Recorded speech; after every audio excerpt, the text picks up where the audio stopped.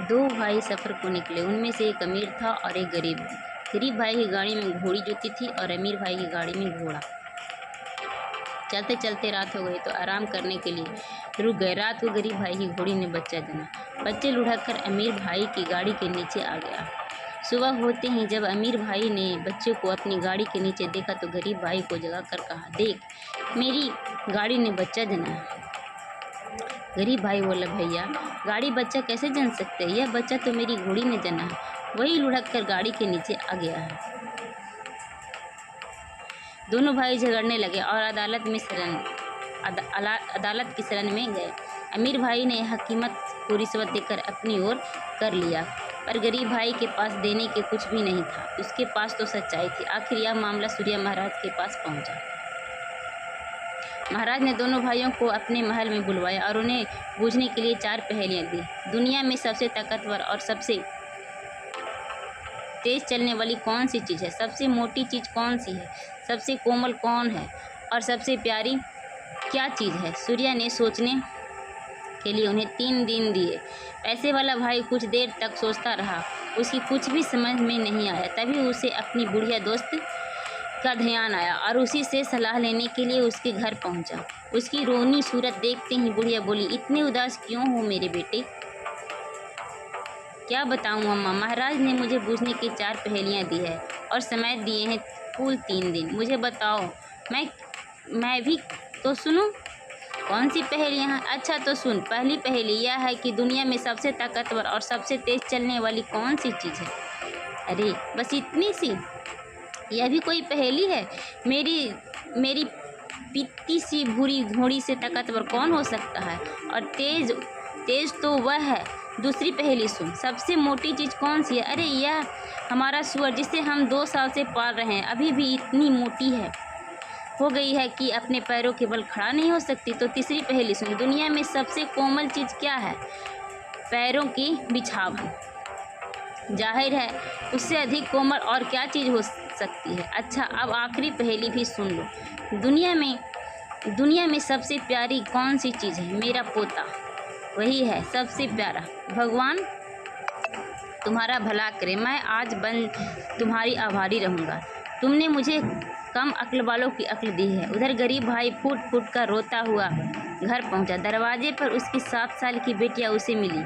उसके परिवार में बस यही एक लड़की थी। बिटिया बोली, पिताजी आप रो क्यों रहे हो और इतनी लंबी आहें क्यों भर रही हो? रो नहीं तो क्या करूं बेटी, महाराज ने मुझे 4 पहेलियां 3 दिन में बूझने को दी है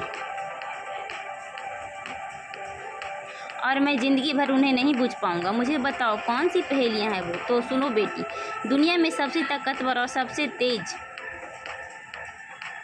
चलने वाली कौन सी चीज़ है? सबसे मोटी चीज़ कौन सी है? और सबसे कोमल क्या है? और सबसे प्यारी कौन सी चीज़ है? पिताजी आप महाराज के पास जाइए और उनसे कहिए, सब चीज़ों से ज़्यादा ताकतवर और तेज हवा और सबसे मोटी चीज़ धरती, क्योंकि दुनिया की तमाम जानवर चीज़ों का वही पालन पोषण करते हैं तथा उनका भारण सहन करती है। सबसे कोमल अपना हाथ, क्योंकि आदमी नरम से नरम बिस्तर पर लेट जाए फिर भी वह अपना हाथ सिर से नीचे रखता है। और दुनिया की सबसे प्यारी चीज़ नींद। फिर दोनों भाई महाराज के सामने हाजिर हुए। महाराज ने उनके जवाब सुनकर गरीब भाई से पूछा, तुम्हें पहेलियाँ खुद बुझी है या किसी से मदद ली है? जहाँपना, मेरी एक बेटी है 7 साल की। उसी ने जवाब में बताया, अगर तुम्हारी बेटी इतनी बुद्धिमान है तो लो, यह रेशम का धागा उसके पास ले जाओ और उससे कहो कि कल सुबह तक इस धागे से मेरे लिए एक कामदार तौलियाँ बुन दे। गरीब भाई ने रेशम का वह जरा सा धागा ले लिया और वह घर पहुंचा तो फिर उसके चेहरे पर उदासी छाई हुई थी और वह चिंता और शोक के सागर में डूबा हुआ था। बेटियां बोली, क्यों, क्या हुआ पिताजी? बेटी, उसने कहा है, महाराज ने हुक्म दिया है कि तुम रेशम किए इस जरा के धागे से उसके लिए एक तौलिया बनाओ। बेटिया ने जवाब दिया, पिताजी आप चिंता न कीजिए। उनसे झाड़ू के एक सिक्के निकाले और पिताजी को देकर बोली, इस सिक्के को महाराज से पास ले जाइए और उनसे कहिए कि पहले कोई ऐसा कारीगर ढूंढवाए जो इस सिक्के से करघा बुन दे। मैं उस करघे पर ही महाराज के लिए तौलियाँ बुनूंगी। उसका बाप महाराज के पास गया और उसे बताया कि उसकी बेटी क्या चाहती है। महाराज लड़की की बुद्धिमानी को समझ गया, इसीलिए करघे की बात टाल गया और अपनी दूसरी शर्त रख दी। गरीब आदमी को 150 अंडे देते हुए बोला, ये अंडे अपनी बेटी को देना और उससे कहना कि कल सुबह तक इन 150 अंडे को चूजे तैयार कर दे। गरीब आदमी घर लौटा तो पहले से भी ज़्यादा दुखी और निराश नजर आ रहा था। अब क्या होगा बेटी, एक मुसीबत टलती तो दूसरी झट से आ जाती है। इतना कहकर उसने महाराज का नया आदेश सुना दिया। दुखी न होइए पिताजी, 7 साल की बेटी ने कहा। लड़की सारे अंडे घर में रख ली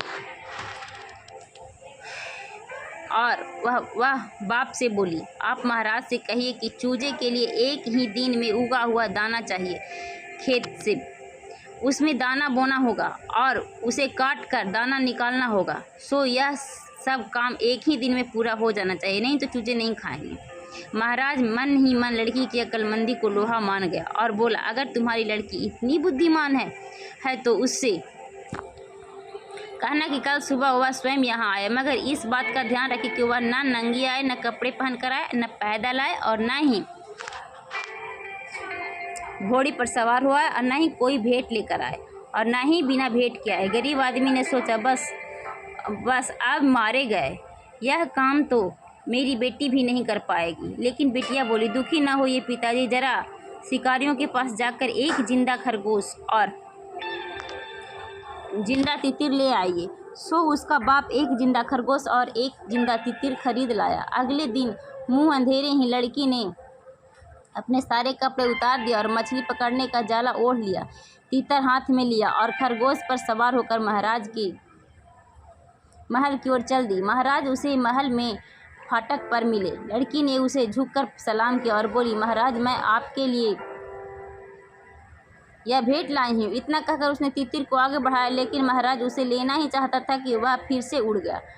बहुत ठीक, महाराज ने कहा, मैंने जैसा हुक्म दिया तुमने हुक्म वैसा ही कर दिखाया। अब तुम मुझे बताओ, तुम्हारा बाप तो बहुत गरीब है, फिर तुम लोग अपना पेट कैसे भरती हो? मेरा बाप सूखी ज़मीन पर मछलियाँ पकड़ता है, वह पानी में जाल नहीं बिछाता और मैं अपनी पल्ले में भरकर मछलियाँ घर ले आती हूँ, फिर उनका शोरबा बनाती हूँ। मूर्ख लड़की, सूखी ज़मीन पर मछलियाँ किसने देखी है? वो तो पानी में रहती है।